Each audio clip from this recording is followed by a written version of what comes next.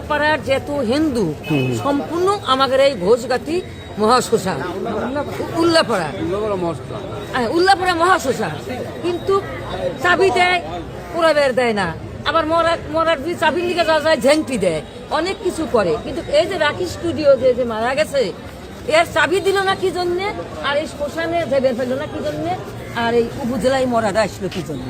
আমরা সেই দাবি চাই, আমরা হিন্দুর তরফের থেকে আমরা যেন এই শ্মশানে মৃত্যু হলে যেতে পারি। এই উল্লাপাড়া মহাশ্মশান 9টা গ্রামের সাথে জড়িত, কিন্তু ঘোষগাতি ব্যক্তিগতভাবে তারা কিভাবে বলতেছে যে এটা ঘোষগাতি মহাশ্মশান।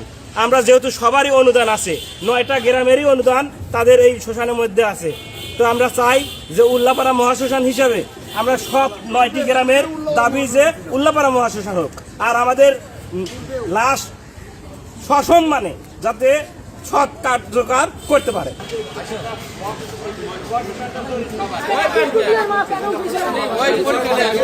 আমাদের বলছে যে বাউলি ভূমিকা ঘোষগাতির একটা লোক, সে একটা উশৃঙ্খল লোক, সে বলছে যে উল্লাপাড়া মহাশ্মশান যেখানে আছে তোমরা সেখানে পড়াও, কিন্তু আমাদের দাবি আমাদের উল্লাপাড়া উপজেলার দাবি, শুধু আমার দাবি না, উল্লাপাড়া উপজেলার দাবি যে আমাদের যে সাবেক যে নাম ছিল এবং হিন্দু কল্যাণ ট্রাস্টের যে নামটা পাশ হয়ে আছে, এবং গত 2 মাস আগেও তারা 2 লক্ষ টাকা উল্লাপাড়া মহাশ্মশান নামে তুলছে, সেই টাকাটার তুলছে উল্লাপাড়া মহাশ্মশান নামে, কিন্তু বর্তমান তারা নামছে ঘোষগাতি হিন্দু মহাশ্মশান।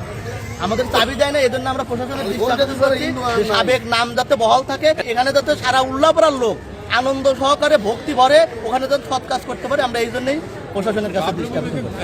এক কথার এক দাবি, এক কথার এক দাবি। কাকিমা হয় রাত 8টার সময় সে মারা যায়, রাত্রিতে 8টা 10-এ আমরা মাইকিং করি। সাবেক 40 বছরের ঐতিহ্য মহাশ্মশান উল্লাপাড়া মহাশ্মশান, সেই উল্লাপাড়া মহাশ্মশানটাকে নামকরণ করে আমরা মাইকিং করা হয় যে সকাল 8টার সময় উল্লাপাড়া মহাশ্মশানে সৎ কাজ হবে। আমরা সকালে আমি আমার ভাই